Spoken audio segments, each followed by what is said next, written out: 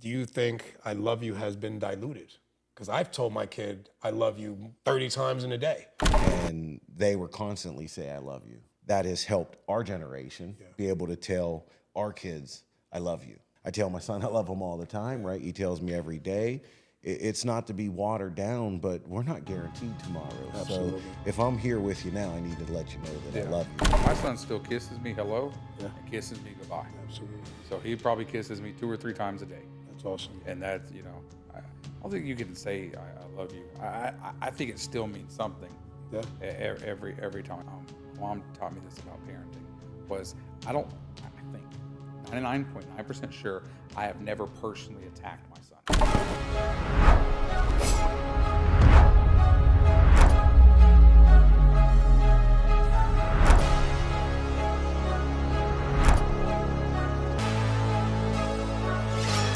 Hello, everyone. Welcome to the Fathers Podcast. We appreciate you guys listening in and watching. Hit the like and subscribe button below, please. I am very pleased to have these two gentlemen here with me today. I got my boy Jay right here. Thank you for coming, Jay. And we have a special guest, Bret from Florida Tours, man. Thank you so much for coming in. I appreciate you. We've talked about it, Jay and I have talked about having you come in, and I think this is going to be a great conversation for people to hear. Based on what I know about you, I think that you have a story that is definitely something that can help a lot of people out there, man. And I appreciate you guys. I know you guys are both very busy, and I appreciate you guys coming in to spend this time with us. I always say, and I'm sure you agree, people always say time is money, right? I don't believe that at all. I think time is priceless. The time that we have with our families, the time where we have, speaking, time it can't be bought. So the fact that you guys are here with me, man, I appreciate it. Thank you so much for having us, for being here with us. One thing that I personally am impressed by is how both of you guys handle the time that you guys have. I know you're a father, you have kids, you're a single father, right? And you have children and run a great company. So I want to get into your story a little bit. Jay, you and Jay knowing each other, I'm sure you can, Ad-lib. Absolutely, a little something about, I We've known love each other a couple minutes. I love the, the interaction you guys have. Obviously, you could tell by the energy that you guys have, even when we met before we started. That energy is great, man. I appreciate you guys being here with me, man. So thank you so much. I do want to get into. You had said something even before we started, which I think is a great question to ask, about what mistakes were made in your journey. But if you can, Bret, maybe tell us a little bit about yourself real quick, if you can. And, how do you, how you handle being an entrepreneur, being a single father. Like we said before we hit the record button, there's no manual that we get as fathers, right? Right. This being the Fathers Podcast, I really, the biggest reason why I wanted to create this platform was to give an opportunity for fathers like yourself, like fathers like Jay, to be able to tell their stories a little bit and let people know, because, we don't get the pat on the back. No. You know what I mean? And personally, I look at it from different measures, right? You have all types of different dads. You got the envelope dad that gives out the money. You've got the dad that is there with everything, but really can't provide for his family and present those different opportunities.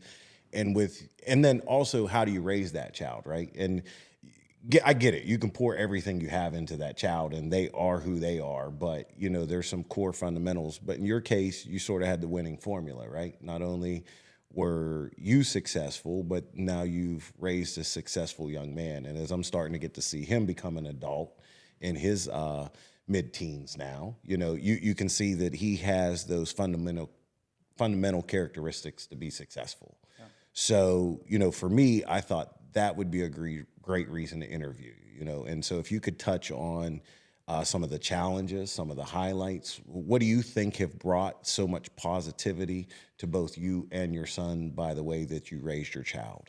It's funny. There's an episode of Modern Family. You ever watch Modern Family? Yeah, absolutely. Do those like fake interviews, at the end, and they interview Jay, and they say, "What is it about being a father or whatever?" And Jay said in there, he goes, "Half of it's just showing up." Yep. And I found that that's been huge for me, just showing up consistently. Every day. Absolutely. If there was a choice to go, for happy hour, after work, or being there for that 5 minutes I was going to get with him. Because let's face it, they come home, hey, how you doing? How was your day? And then they're off to their room, or they're off to outside, or they're off to play games, whatever they're doing. So being there for that 5 minutes, and that was consistent. That I think from the beginning, I've been a single father since my son was 9 months old. Oh, wow. And then I got married last summer, and so I'm married to my wife, but it was me and my son alone for all those years together, and it was just being there consistently, communicating, being there, and trying to always make him feel like he had support. That's awesome. And he's 17 now, and he's thriving and doing wonderfully, and awesome, and man. I think and then watching him, my son actually inspired me. My son was always big on his faith. Yeah. And he was raised in a private Christian school. Awesome. And probably about 7 years ago, I started my journey because my son, would make little innuendos and little jokes to me, and that kind of guided So me. he brought you to, I think so, yeah. Yeah. really? That's, I can agree That's there. amazing. Yeah, he made a joke some years ago.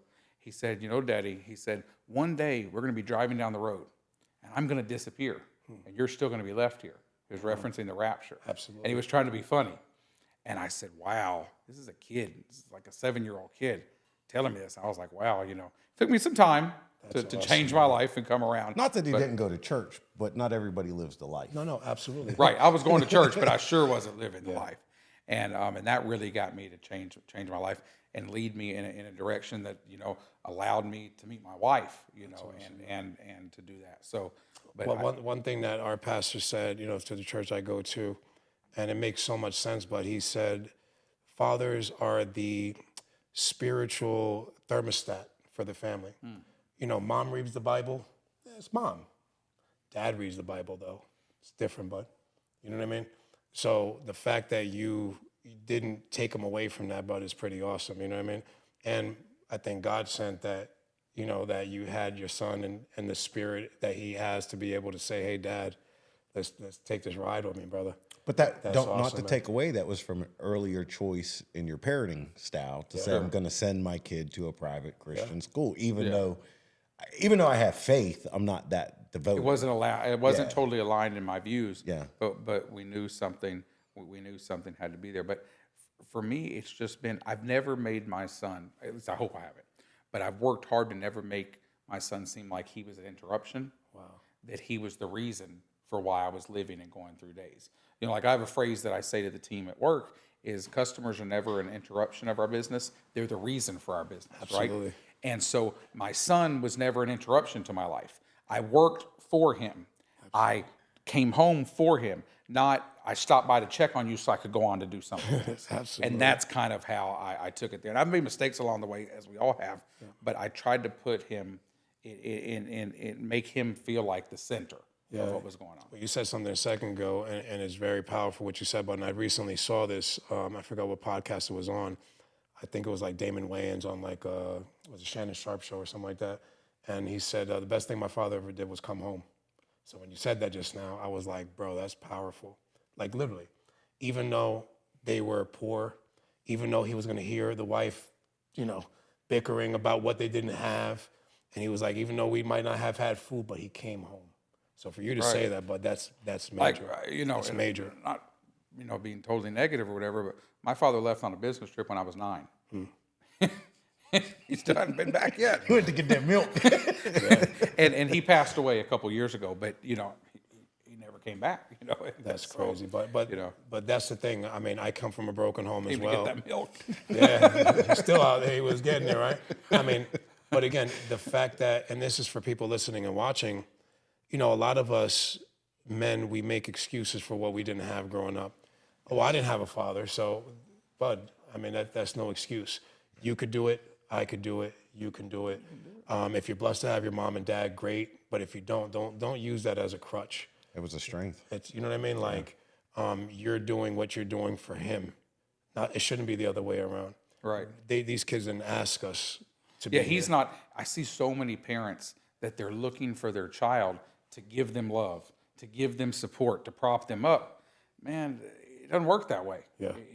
I'm here to prop you up. Absolutely. And then I'm hoping when I'm old, prop me up a little bit, you know. Yeah, absolutely. Make sure the nurse takes care of me, you know. But that's my job is to help you. You're not giving much back to me. Your chores are helping. That's awesome. about it. Yeah. You know. That's awesome. Has that you being a single dad, you know, and me being a father, you being a father, I'm sure you agree. There's no excuse for us, bud. You know what I mean? If you give a crap, right? Like you got to wake up. You got to do what you have to do. And again, there's no manual to this.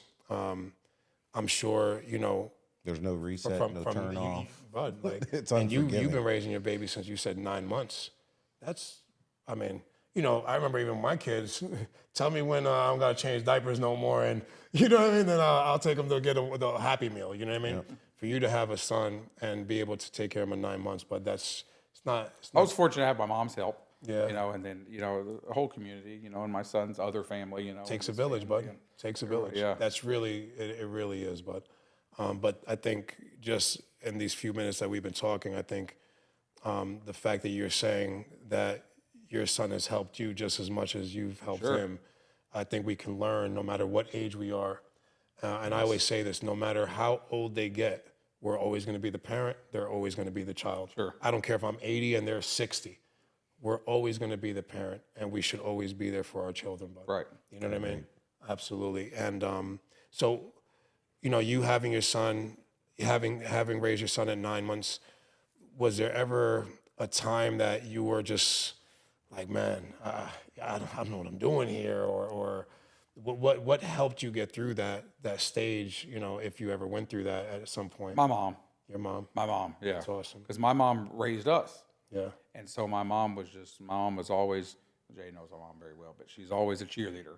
She's always an encourager. She's always pushing and moving. And so that really helped me. And being surrounded by good friends and family. I mean, it's just, you know. So what was probably the toughest question that you had to answer to your son about his other parent being absent?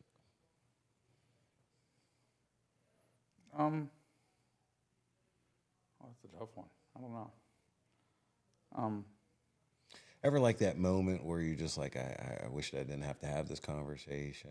I've had a bunch of those conversations with my son. We all have those. Yeah. Has he asked you these things, or have you, you know what I mean? Like, has that ever, you know, we interviewed somebody recently, and I asked him, he didn't have a father. He grew up without a father. He grew up with a mom, just his mom, incredible mom, like your mom, I'm sure. And I asked him the same question, basically. And he said, to be honest, he had so much love in his, you know, with his family that he had, that it wasn't a concern. And that void, there wasn't a void. He never missed him. He never missed him like that. Yeah. I think, I don't know if this is, and I'm sure a lot of people would get mad at me for this, but maybe this is just me, but I think a lot in life, people tend to focus on what I didn't have, and then so now I need to talk to a therapist for what I didn't have. I am sad about this, But man, I mean, taking a play out of Joel Osteen's book, right? Look at what you have. I heard this sermon from Joel Osteen the other day, and he said, you know, you wake up in the morning and you're mad because you got to wake up and go to work. No. I get to wake up. Absolutely. I get to go to work. So just focus on what you've got. And I think that's what I've tried to do with my son, is just let's focus on what we got, you know, and let's move forward. That's awesome. what I'm all about, is just moving forward.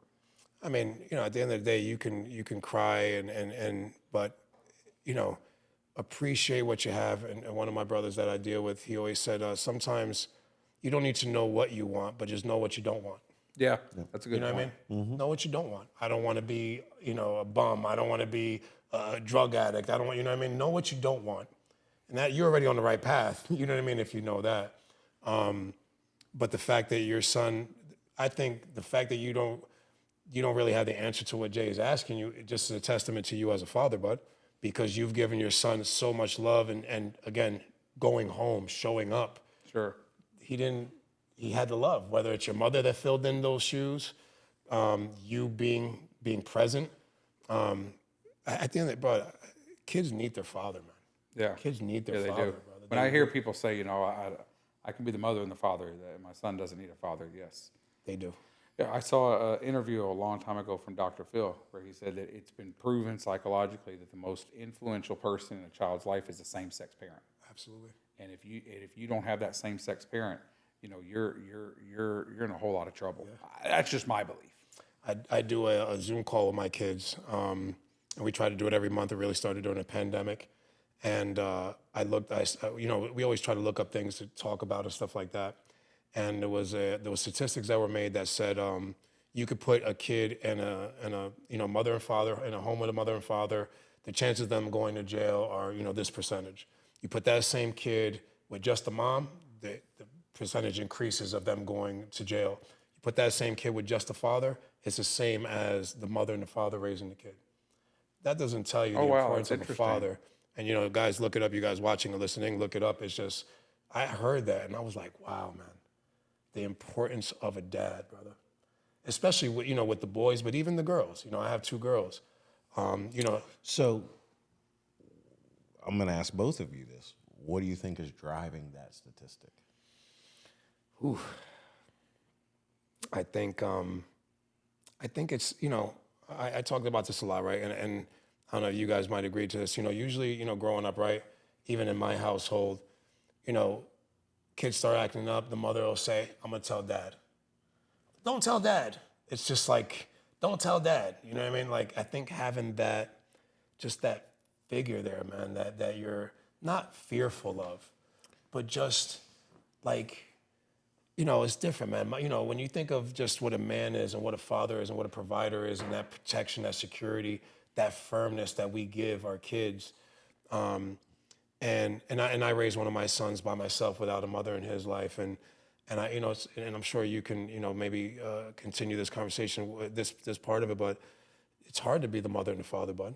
You know what I mean? Like, have you found times not having the mom in the life where you had to kind of put on that, you know, that motherly role? Did you, like, have there been times in your life, or did you go to your mom for that and she kind of helped you with that?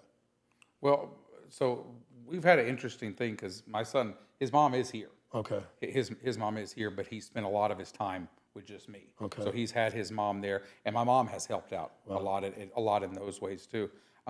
I found this could be just my opinion, but this is, you know, again, something that I found is the going back to your father and mother. I believe that the greatest thing that I can instill in my child, this is just my opinion, and it could go against many people, is self-esteem.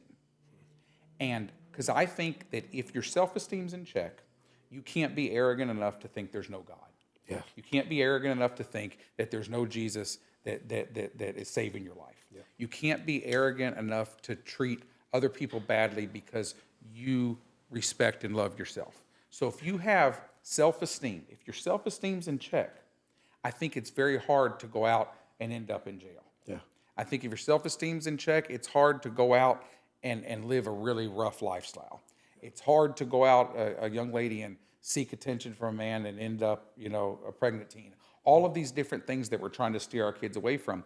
If your self-esteem's in check, you might dabble with drugs here and there, but you're not going to turn into an all full-out drug addict. Gotcha. You're not going to turn into a full alcoholic because you've got the self-esteem and the know-how how to deal with your problems and how to see yourself. And so I just constantly was, maybe even too far of building my son's self-esteem to make sure that he was right within his head to then be able to go face everything else that was in front of him. What made you put him into a Christian school? Like, was that something that you know, like, what was the reason why? It's a good question. I don't know. Yeah. I don't know how. I don't know. Something that you just felt and you were like, this is what I'm going to do, or? It was private first, and then the Christian school, or Yeah. there was the aspect of. And then when I became a Christian, I really wanted him to stay. And he and I made a deal when he was in 6th grade. He wanted to go to public school. And he said, if I continue, my grades are good. And he wanted to go to a very elite public school. And he applied to get in, and he got right in. So I had to let him go. And so he's done his high school somewhere at a public school. But that gave him the foundation to basically Navigate. get him ready to be. He in the lived public in that school and church. He attended youth group there. Even before we started regularly going to church, he was going to church at school on Wednesdays and on Friday nights and on Sundays. And his foundation was there. And now he goes to school and he's with the real world, you know, and now he's learning how to make choices, and That's awesome.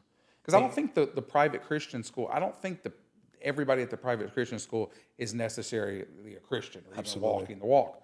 However, they are a community of people engaged in their child's learning and engaged in the community that's within the school. So you've got that foundation piece, and I think it was important now that he's in the real world.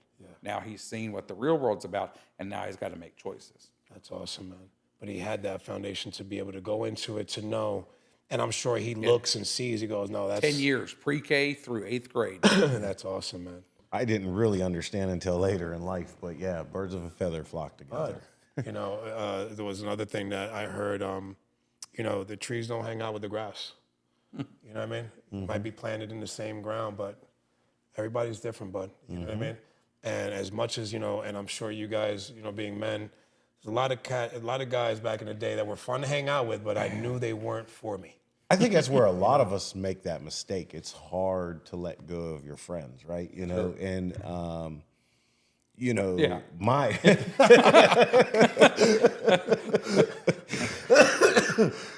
my youth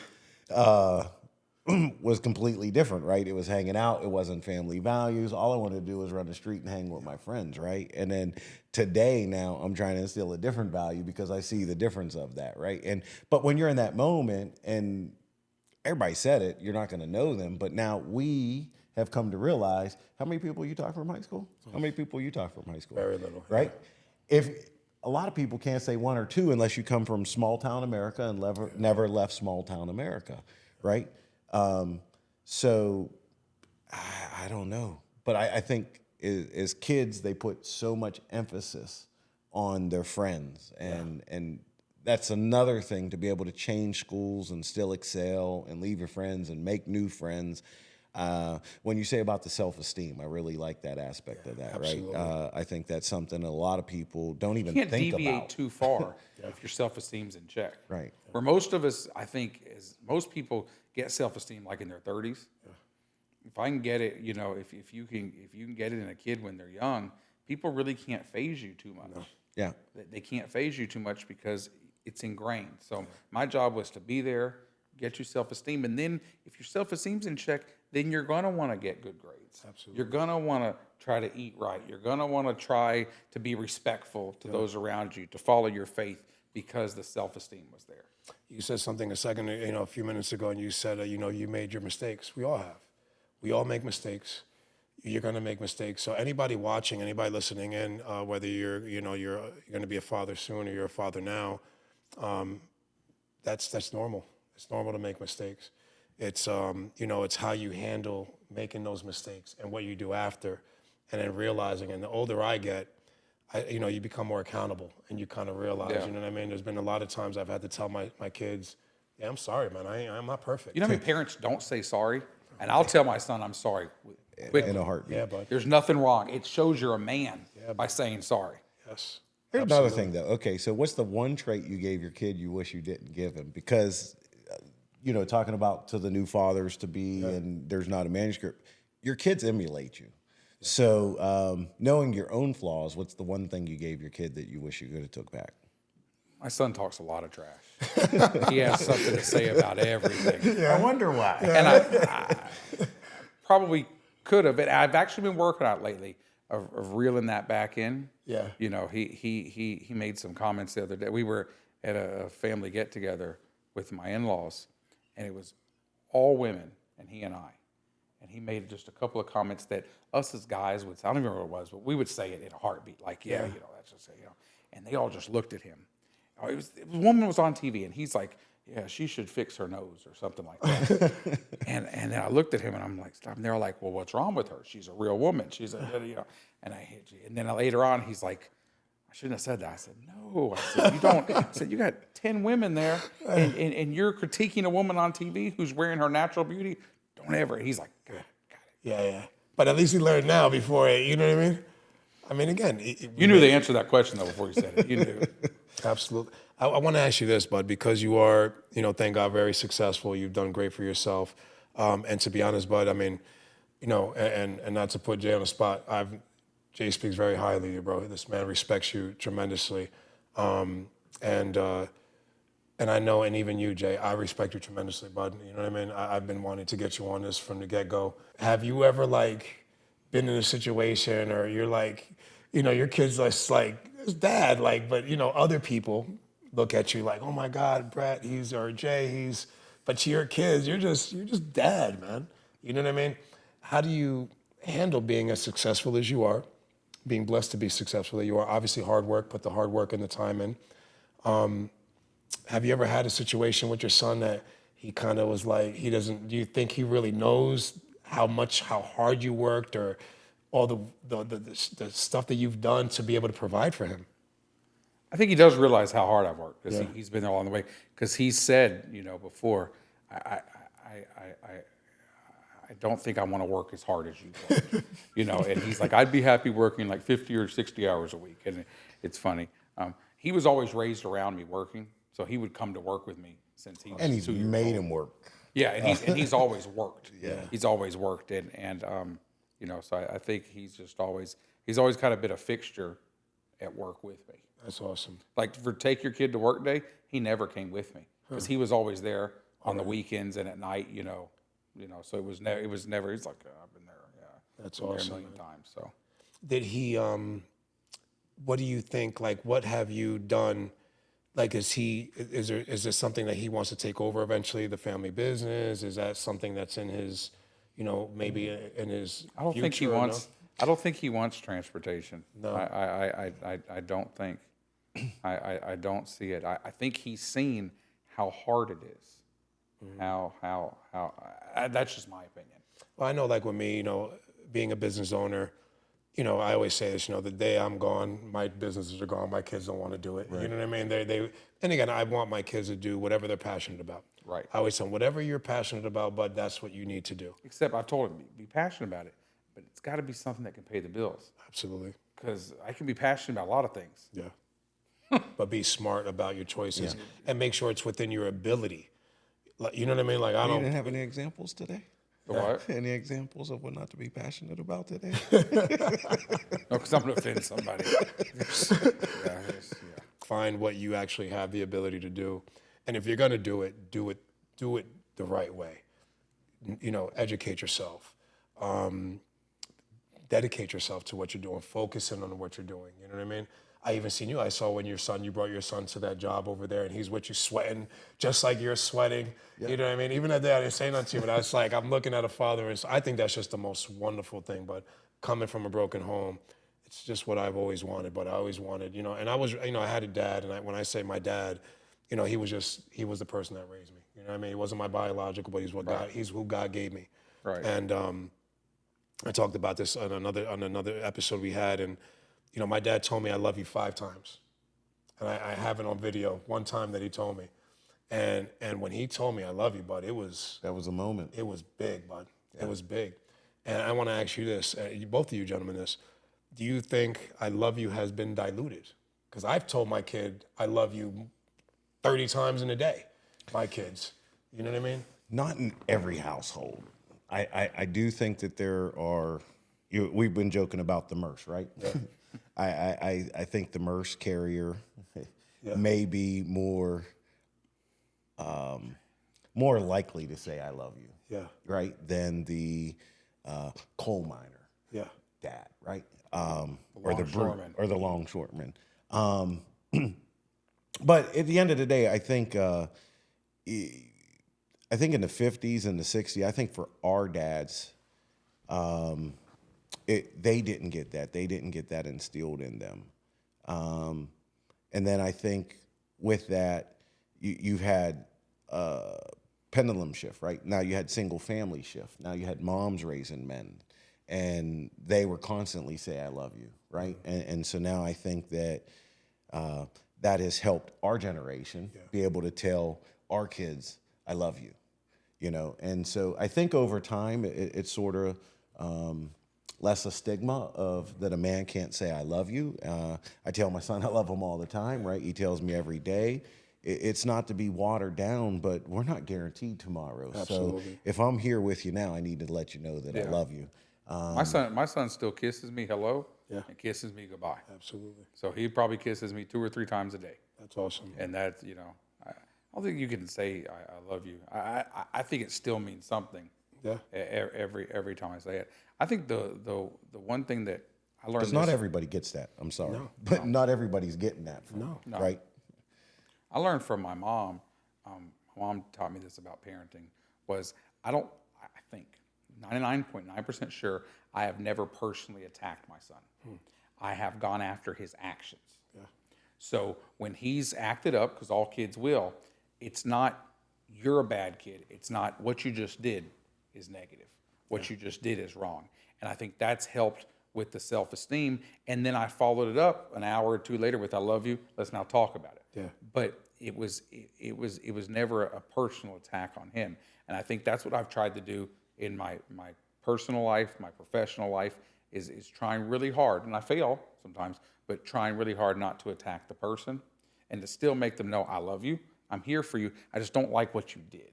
Gotcha. Yeah. And this is coming from, again, you said, your dad left to go get milk and never came back. So your mom, obviously, she took over that void for you to allow you to have, again, the foundation to be able to set you up for when you had your kid. And you obviously took that love and that care and you gave it to your kid, man, which is amazing, brother. So I applaud you, man. I mean, I never even thought about it like that because of the generations that we've had from back in the day that didn't have fathers, like the people that are making decisions on the marketing and all that, maybe they didn't have fathers, so they don't. And I was like, wow. Wow, I never even. That's actually deep. Like, Bud, right? Like, and she, like, they told me this, and I'm like, I never thought of that. Why would they push it if they didn't have fathers? Fathers. That's the other thing. Like, I don't know. I just don't See, think I've they always think given well my of mom us. a Father's Day card. Yeah. And occasionally gave her Father's Day presents. Yeah. So that I always. But I always say it's called the Father's Podcast, but we wouldn't be fathers without the mothers. Yeah. You know what I mean? So just like kids need fathers, they need their mothers. But so it's just one of those things, man. I mean, like you said, it was you, your mom, the people that are around you, the people that love you. It really does take a village, man, to raise a kid. But you know what I mean? And unfortunately, some kids will listen to other people before they listen to us. Sure. And I don't know if you've been there, but there's been times that my son is like, hey, my friend or my friend's dad or my friend told me this, but I told you that 20 times. Yep. Like, you remember when I said, oh, you did? Like, it's insane to me. Has that happened to you guys before? Like, Yeah. I still do it. Yeah. Right? Like, Well, my son will take what you say as gospel. Yeah. Oh, Uncle Jay said this. That's what I told And you likewise, last year. my son, Uncle what I'm Brett saying. said this. But I think that's normal. I think, it's kind As of long like, as the people they're listening to are on the right track. Yes, My yeah. son will tell my friend told me this. I'm like, what? Yeah. That doesn't even make sense. But go talk to Uncle Jay. Talk to my brothers. Talk to these folks. Then you're how have you been able to? Because again, it's one thing. Your son is how old now? 17. So 17. But so from 9 months to 17, how have you been able to consistently give your son what he needs for so many years? What has kept you motivated as a father to continue to do what you've been doing? And I not really only enjoyed my son. That's awesome. I've enjoyed raising him. Like the highlight of my day was going home. That's awesome. Where other people are like, how do I get away from my child? I was ready. I was happy to go home to my child, and I never saw it as as a burden or work to do. I enjoyed it. I think though that this is just my experience, but I was not going to let my son turn into a human being that I didn't like. You get what I'm saying? Did how much motivation your father leaving impact you as far as you being a father? I didn't think about it till my son got a little older. That's when I started thinking about it. I don't know. It just would. It actually made me feel bad and pray for my father, because most of the best moments of my life have been with my son. Awesome. So to miss out on that, it made me feel bad for my dad. Wow. I always say, as much as I would love to have had my biological in my life, I always say, God's plan is just something different. We don't know, our journey is our journey because it's what it's supposed to be, right? I don't think, and again, I don't know this, but I think that happened for a reason. If I had my biological in my life, I truly don't know if I'd be the father I am. You don't know. I really don't. You know what I mean? I would like to say I would be, or even a better father. But I think, I think the plan was already in place. Like, I'm gonna have these kids. I'm gonna, you know what I mean? Like, and that's gonna, cause it just, especially coming from New York, being Latino, I didn't want to be a statistic. I didn't want to be the guy that, oh, this guy, they have kids and they don't take care of them. That was just like, I'm not gonna be a statistic. I'm gonna be a difference maker. I think for all parents, have my kids a little bit later and then looking back, but I think maturity has a big part to play in that, right? Because just in 10 years, right, I raised 3 kids, and the first one, you're younger, you're not as attentive and so forth, right? And so I think a lot of dads, just in general, younger dads, maybe not necessarily the case, but a lot of younger dads are just caught up in life, right? Yeah. And so I think it's important that we also Sorting teach our out who kids. they are. Yeah, They don't even know who they are. Yeah, they haven't matured yet, right? And so I think that's a big part of the missing parents, period, point blank, whether it's the mother, the father. There's just, and we don't all mature at the same rate, right? Absolutely. So you can't say by 25 we're all mature, right? There's 16-year-olds that are more mature than some 30-year-olds that I know. But absolutely. I think, to your point, when your dad matured, now he realized what he missed out on, right? Because now, for a period, there was no reaching out, right? And then now the reaching out starts. And then now we're trying, as fathers that were absent, trying to build that bridge, but there's that vast is so wide, right? It's a difficult challenge to go over. But I think that's the difference. I think that's why you get a lot of absent parents. Some just lack responsibility, period, point blank. Let's call it what it is. They just don't want to be bothered. Yeah, you don't want to put in the time, you don't want to put in the effort, whatever the reason. And you're looking for an excuse not to. Or how many are so mad at the mother, right? And this goes both ways, women or men. They are so mad at the other parent that they just absolutely refuse to be a part of that kid's life. Absolutely. So there's so many factors that come into it. At the end of the day, it's a problem. There's too many broken homes, and everybody here said it over and over again. It takes a community to raise a child, and it truly does.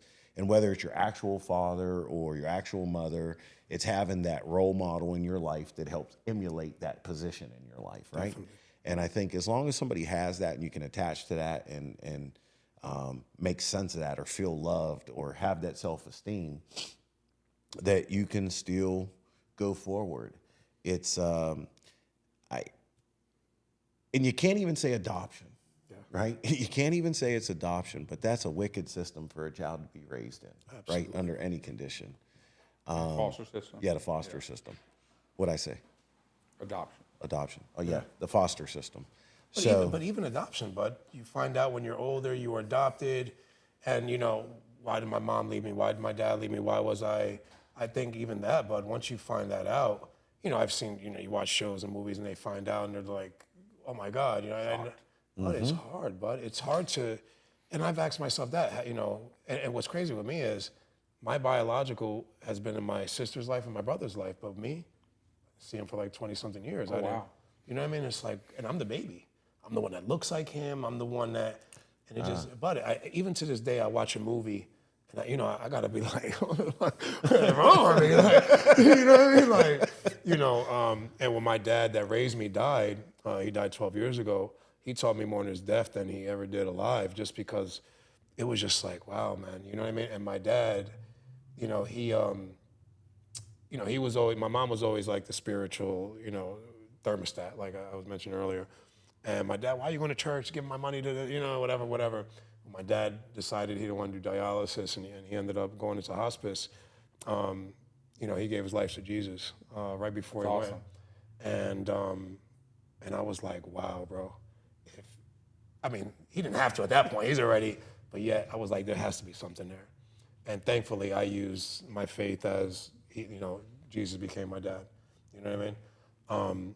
So it's just one of those things, man. I think that, and I'm sure you guys agree, there's been a lot of things that's happened in my life that at the moment I thought this was the worst thing ever. but it ended up being one of the best things that ever happened to me. You know what I mean? Who's to say if the mother was more into life that your son would be who he is today? Yeah. You know what I mean? Or you would be who Yeah, you you are never today. know. Yeah. Or if my father or whatever, the saying, bro. choices, the choices that you make. Yeah. How long have you been doing the transportation? I started when I was 18. Really? I started when I was 18, yeah. As what part of like driving or? I was a bus driver. Really? Yeah. Oh, sure. Yeah. What made I you? got my license when I was 18. Really? I found something interesting in it. Because that's you and I met when we were 19. Yeah. Yeah. Wow. You Jay guys- was a supervisor at the airport, and I was a bus driver. Oh, sure. The man loves buses so much. You can hear a bus coming down the street and tell you what engine's in it, what transmission, what year it was produced with that. Wow. He How long? loves How long have you? How long? When did you open your first company? When I was 19. Yeah. Really? Yeah. So even from them, you had this entrepreneur spirit that just. Yeah. Yeah. Wow, that's. I don't awesome. know why. Yeah. I've never left the bus business either. I tried once. You've tried. You do a lot of things, so you're No. all right. Yeah. Jack of all trades, this guy. You know what I mean? What as you've gone in your business journey, what was and you had said this earlier, like what mistakes have you made in your life that you can help, guys, people watching and people listening, and what mistakes have you made that you can kind of help the listeners? What I would tell people in their 20s to do, and even in their early 30s, before life settles you down, take the risk, build, try to grow something. Then, so like when you're 22, you can live on nothing. Yeah. Your expectations are low. You can live on nothing. You can couch surf, and you can be happy as can be. But when you start having children and you have responsibility, and now you're 30-something, and now I need to buy life insurance, and I need a better car, and I need this, and I need, I had my son at 27, I need all of these things.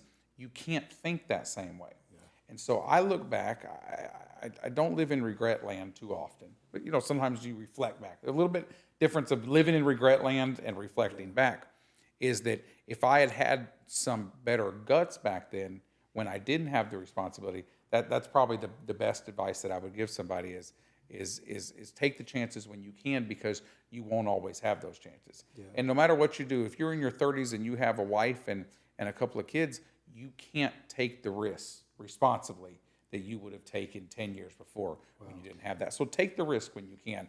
Live one more year on in mom's house. Absolutely. Do things a little bit differently. Go out once a week instead of 3 times a week. Yeah. And do things differently. And I think that's where I wasted a lot of time and a lot of money and a lot of energy that I didn't have to, that could have been better directed towards things. I think a lot of people they're scared to fail. You can't be scared to fail. You gotta, you know what I mean? You gotta kind of just, do what you have to do. And again, you do what you have to do until you can do what you want to do. Yeah. You drove buses, you worked, whatever, and then look at you now, man. You know what I mean? But I also gotta say though, be real with yourself. Yeah. And you always make a joke. Not everybody could be a brain surgeon, right, or a rocket scientist. At the end of the day, to do certain things, because my question for you is, what's the winning sauce, right? And I'm going to lead into that with this, is that you got to know what you're good at. Right. If you're not a self-motivating person, you can't start your own business. Right. Right. You need to, if you're not driven like that, and that's okay to be. Yeah. You got to own it. You got to own what you are. If you don't want to be driven, then you probably need to find that government job. Yeah. You need to know who you are and run with it. Well, like what you said before, whatever you do or you are passionate about, make sure you can make some money from it. Yeah. Because at the end of the day, money is nothing. Money, but we need money to survive. We need money to provide. We need money to pay the bills. You need money to eat. So I think that's very big, man. A lot of, especially men, right? We always want the nice cars. We want this. We're just from kids, Matchbox, Hot Wheels, and right, like, find something you're passionate about, but just make sure it makes sense to be able to provide. And I think that something that I lacked, nobody ever told me. Like I teach my kids, be ready for your future wife, your future husband. Like their person is there. You haven't met them yet, but what would you want? You know what I mean? Have a checklist. You know what I mean? Like, think of all the relationships that we've been through as men, right? And if we kind of had this checklist of what to look for, or, you know what I mean? Like, I personally wasn't told that, you know what I mean? I would have made a lot less choices if I kind of knew, if you're young and you're like, hey, I'm gonna have a wife and I want the best wife in the world, well, bud, you have to be a pretty good guy to get the best wife in the world, then get your stuff together, right? And some people know that from an early age. Yeah. Right? Some people figure that out late. So what was your winning sauce, right? Or your special sauce for the formula to success? Mine has been is to work really hard, and mine has always been to sell myself, not to, when you're talking to a customer or potential customer, it's never really been about the product. Yeah. It's been, I'm getting to know you. I'm genuinely interested in who you are, and then the rest will come along. Absolutely. But it was just hard work and being honest and delivering consistency, I think, is what I've tried to do professionally. Well, I always say it's if I would buy it, I can sell it. You know what I mean? Yeah. You know what I'm saying? Mm-hmm. So if you are an entrepreneur, and if you wouldn't buy your own service, you know what I mean? Like, put yourself, whatever you decide to do it the right way, where you would go, man, this is what it is. Yeah, you gotta, and I think you gotta take things personally. Like, I think back every time we do a trip to Orlando, and it's a school trip, and the bus gets a flat tire or something happens. I think back to my school trips when I went to Orlando. Man, I would be so upset if I was that kid. Yeah. And I take that stuff personally, like wow, I just messed up somebody's vacation. I just did, and then learn from it and grow from it. That's what I've tried to do. That's awesome, man. And try to do the right thing by people. Yeah, but that's why you're successful, man. I think and as kids, you want, if you're doing it for the money, I think it's different than if you do it for the success. If you're doing it for the success, and again, choosing something that's going to bring you money, but the benefit is the money that you get, right? Do it with integrity, you know what I mean? And going back to what you said from the very get-go, self-esteem is big, but having your self-esteem is very big. Like, people make fun of me. Like, what made you like buses? I don't know. They always look at me like, that's crazy. What are you, a bus? And I didn't care what you said. I was moving forward. I was just going to work, and I was going to bust my butt and do it. And that's it. Certainly not glamorous. No. Certainly not sexy. Yeah.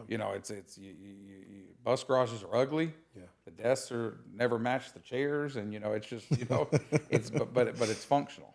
So what was the best thing you've got out of your career thus far? The best thing? Mm-hmm. I think it's at least some financial peace of mind. Yep. Right? I'm not rich, but I'm comfortable. Yep. And I see so many people that are struggling, and I think it's really cool that I don't hate waking up in the morning.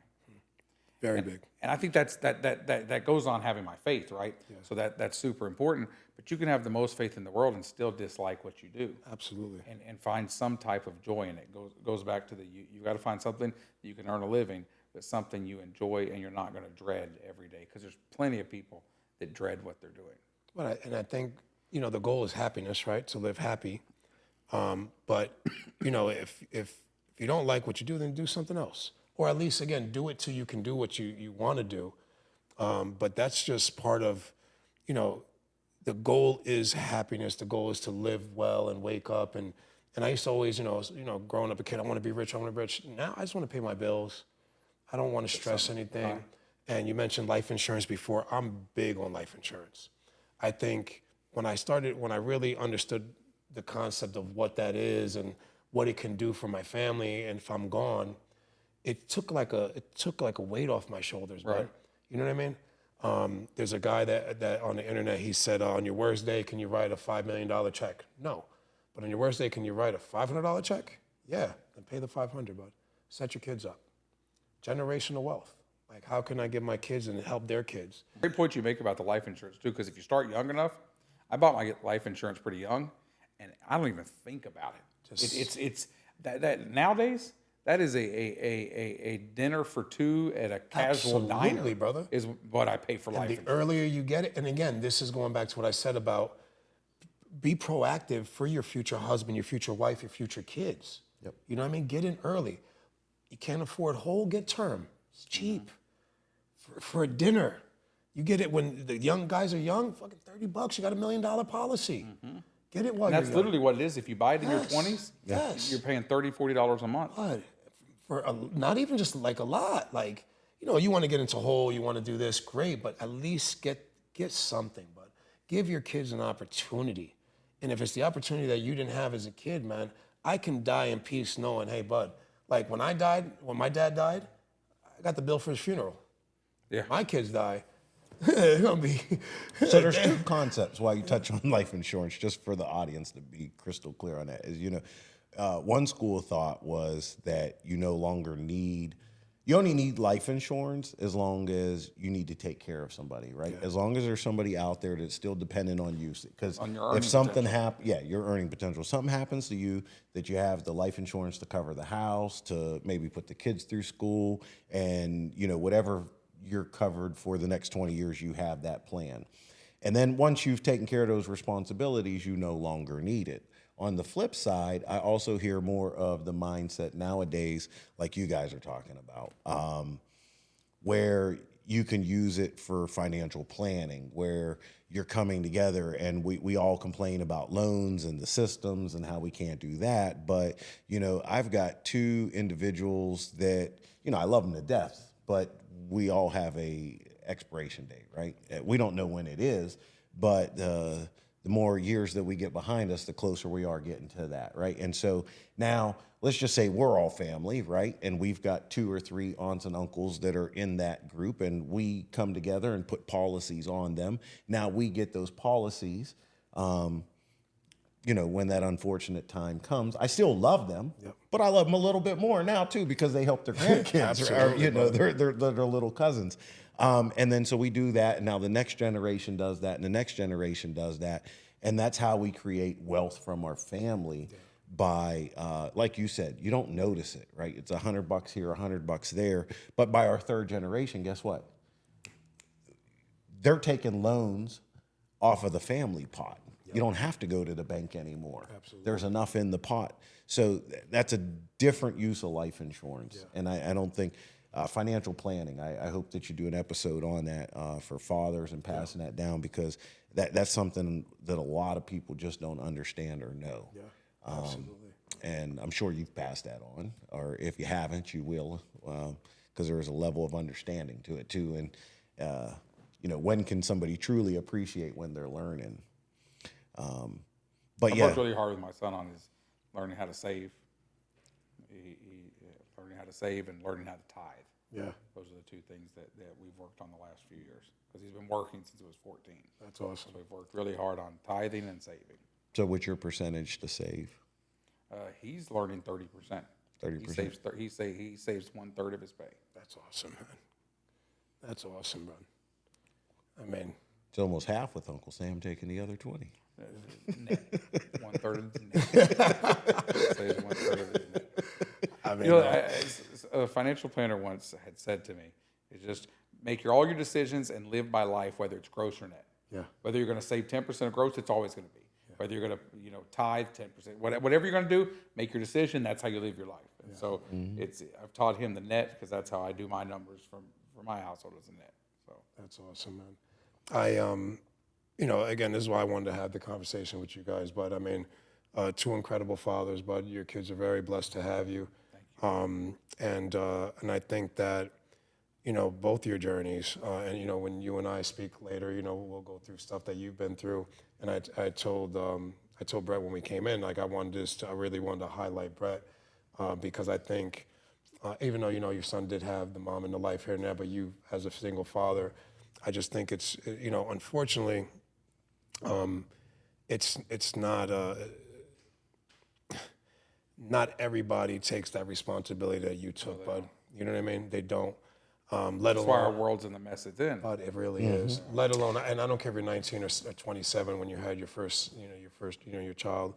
To be honest, I think even at 27, it's even harder because you're already in life. Like you're already kind of in that, and for you to have a 9-month-old baby, bud, like It's life changing. bud, That's severely life and changing. you open your first business at 19. So not only are you 27, you're a business owner. Now I got a kid and I'm on my own. But I applaud you, brother. Like I really applaud you. And not only that, people think there's like, oh, there's no color to this, bud. There's no race, there's no color. You're either gonna step up or you're not. Or you're not. Yep. That's it. That's it, bud. You're either a piece of you know what or you're not. And you took the responsibility, you took the challenge. And as a business owner, there's challenges every day you're dealing with. And I just really, I really applaud you, my brother, to have done what you've done, to set your son up, because this generation really is lacking that integrity, that self-esteem. You know what I mean? And even you, Jay, working with your son, showing him, hey, listen, you're gonna come sweat with me. Let's go. You're not gonna sit home and play video games. You're gonna come and you're gonna sweat. And I also want You to. could pay him sometimes. He's getting a car. They don't He's pay rent. That's saving. his, We have this debate all the time. Go ahead. No, I do pay him, but he's saving for a car, right? Yeah. And so a huge chunk of that goes to that. Good. The day-to-day we'll take care of, but you can have some stuff here and there, but you also got to, so it's sacrifice. You got to learn to sacrifice, right? Sometimes you got to put in the work with little reward to get something at the end. And so that would be my last question to you. What do you think your biggest sacrifice has been as a father? What have you sacrificed for yourself, for your child? Good question. I think it came at the expense of a personal life, because I was at home most of the time, but I just didn't. I never saw it as a sacrifice. I saw it as it's a blessing that I'd rather do this than anything else. I don't know. I don't. It's a great question. I just don't. I don't see it as a sacrifice. I probably felt a lot of guilt a lot. Yeah. That I was busy working, or that one night a week when I did go out and my son was with my mom. I could have spent more time with him, or this or that. But But I like what you said. You said you enjoy being a father. You took it, you embraced it. yeah, I used to get really sad as he was growing up. I get sad. Oh, I'm going to miss the little kid. I miss this. But now every step is new and interesting. Now the conversations we have are really in depth. Now he's a football nut. So he's teaching me more about football than I never knew in my life, and so it's the next step is getting cooler and cooler, and won't 25 be awesome, and when he's 30 that'll be awesome, and then one day I won't drive anymore and he'll be driving me, it's. No, that's awesome, man. I also want to highlight something. You guys said you guys have known each other since you guys 19 years old or whatever.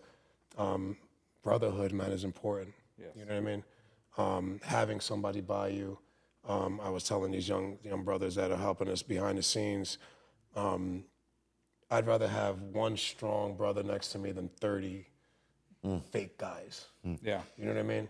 In my frat, we have a phrase like that. Yeah. Yeah. I mean, I think that's amazing, man, seeing you guys, how you guys interact, even when we were in the hallway and, You don't see two polar opposite friends like you see here. I mean, from the different ends, and our kids make fun of it, and they laugh, and but total opposites, but bringing different views. That's awesome, my brother.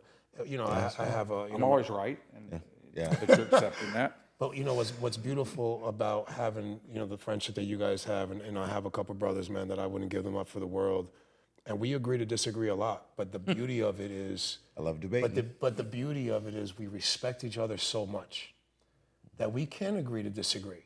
Just because somebody doesn't agree with you doesn't mean that you just, push them away. You know what I mean? And it's important to have this type of brotherhood, brother. And I'll finish kind of with this, like, men, we don't talk enough. We just don't talk enough. We don't share the secrets that we need to share. A lot of us are just like, oh, You're on the surface. That's it. Bud, like we have to share, bud. Which again, this is why I wanted to create this platform, bud, is to to really let people know, man, this is what it takes. Whether the equation is the equation, right? Whatever you're doing, self-esteem, dedication, passion, doesn't matter what you do in your life. These things need to happen for you to be successful, for you to be happy, right? And brotherhood is just very, very important, man. You know what I mean? So I applaud you both for it's. I mean, you can have a shirt 30 years, but you lose it, you're gonna be, you know what I mean? Yeah. Let alone to have this many years of just friendship, to be able to work together, to be able to help each other and bring value to each other's to each other's lives is amazing. The fact that your son calls this man uncle, and you as well, you bringing his son to go get a haircut, as normal as you would think it is, it's not. Yeah. Yeah, It's no, not, bro. yeah, no, it's really So not. that's awesome that you guys And we have moved that. to different cities and still Still made keep an them. effort to keep them in Brotherhood touch. is very, very important, man. So, my final thought on this, this conversation we're having is, just showing up, just being home, is just such a wonderful thing, man. You know what I mean? So, guys listening in, watching, man, if you have children, man, get home. I don't care if you don't want to go home or your wife pissed you off or your kids pissed you off. Show up. Just be there. Get there. You know what I mean? Be home. They need you. They didn't ask to be here. You know what I mean?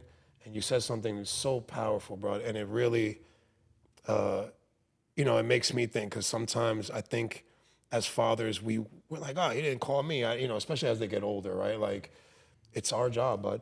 You know what I mean? Like, it is our job. You know what I mean? To contact them, to be with them. And I think that's something that even me sometimes, my oldest is 28. And I'm like, he hasn't called me in a couple of days. Whatever, I'll wait till he calls me. Like you said about life isn't promised. As parents, as fathers, we need to initiate it. Yeah. Then. You know what I mean? Put your ego aside. Because at the end of the day, and my brother Jesse said this, he said, I care more about my kid. I love my kid more than I care about my own emotions. Yeah. Agreed. You know what I mean? Yeah. And as long as that's the priority, you're already on the right path. You'll make your mistakes. There's a lot of things I wish I didn't say, a lot of things I wish I did say. A lot of times I wish I didn't go out that one day and I would have, you know what I mean? Sure. But once you know that and you learn it, you're accountable. Say sorry to your kids, right? Be willing and be a man enough to say sorry. I That think was an important point. that's Huge quality. Very big. It's brother. I find that quality to be really redeeming in people. Hey, I messed up. Say sorry. Yeah. Sorry I cut you off. Sorry I did this. Sorry, I lost my cool with you, Anthony. Sorry, buddy. That's it. I mean, move past it. sometimes that ego, man, that pride becomes like, pride will hurt you, man. And it'll break up a lot of relationships. Sure does. You know what I mean? You could still feel like you're right, but still, You're gonna be right. You're gonna be happy. exactly, brother. Yes. You know what I mean? So I appreciate you guys both coming in. We'll have the links below, for Florida Tours. Actually, I want you to, if you can, Florida Tours located in Davie, Florida. FloridaTours.com. FloridaTours.com. Great company, great employees.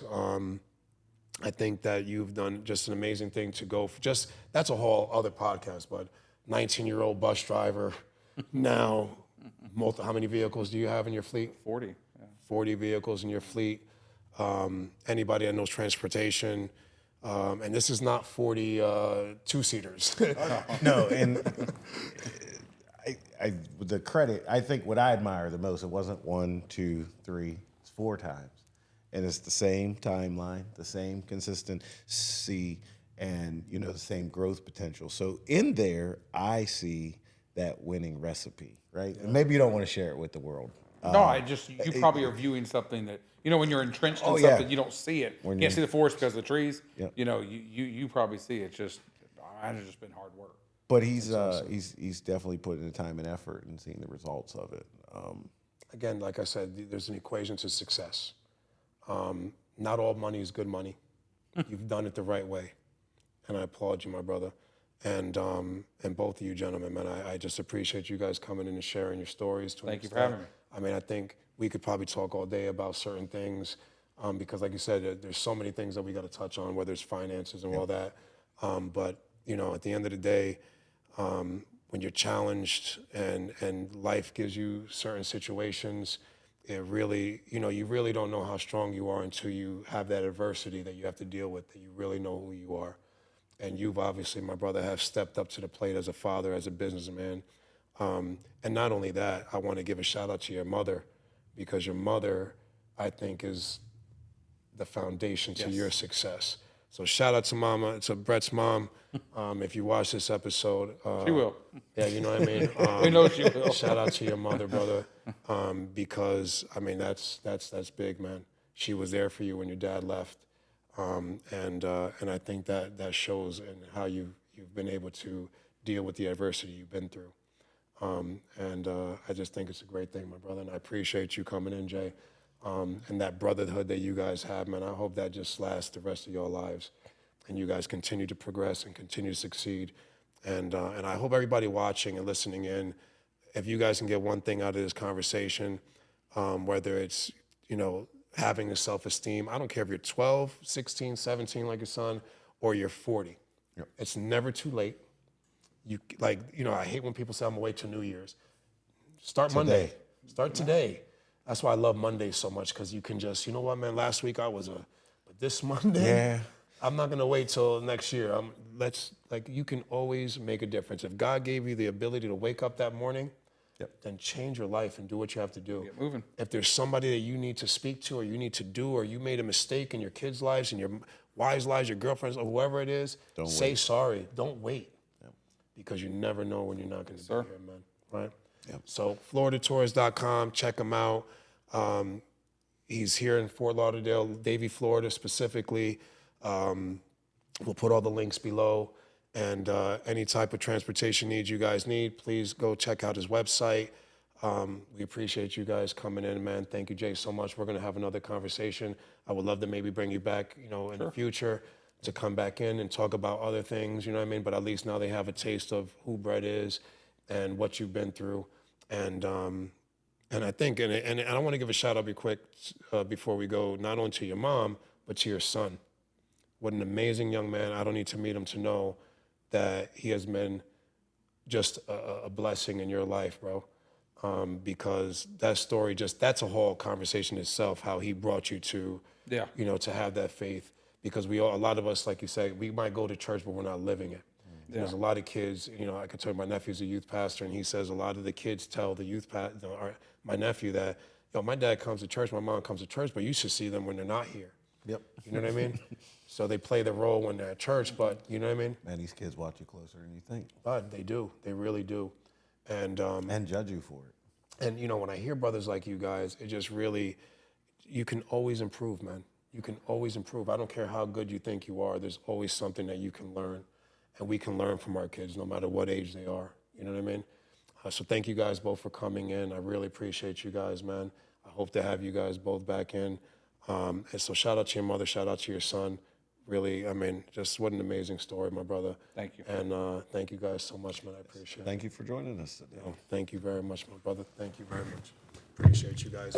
Everybody listening in, we'll have all the links below. I want to give a shout out to Serenity Studios. Thank you for having us here, allowing us to host this platform here that we've built to give a platform to fathers like these two gentlemen here, man, to really show just what being a man is about, being a provider is about, being positive is about. Be the light within your family. Do what you have to do to put yourself in a position to be able to teach your children, teach your family how it needs to be done. Don't wait for somebody to do it for you, because nobody's going to do it for you. Nobody's giving you an award. Nobody's going to pat you on your back. Be self-motivated. Be ready for the challenges that are going to come in life, because they're going to come, and they're going to come hard. So please, please, please understand that it's not easy, but when the time comes, you will see the fruit of your labor. You will see your hard work. And I just appreciate you guys for coming. Thank you for listening in. Shout out to our sponsors, Rich Art Printing, Andre at Rich Art Printing. We appreciate you. Thank you for being a supporter of the Fathers Podcast. Thank you very much. And to D-Wipes, something for men. Keep it clean, D-Wipes. We appreciate you guys for being part of this journey with us. We look forward to having more impactful conversations, bringing in great fathers like these men right here to be able to give you guys ideas, insight, and the equation to being successful in your lives, no matter what you do. So thank you for listening in. Thank you, gentlemen. I appreciate you guys. And we'll see you guys soon. We're out of here, man. Peace.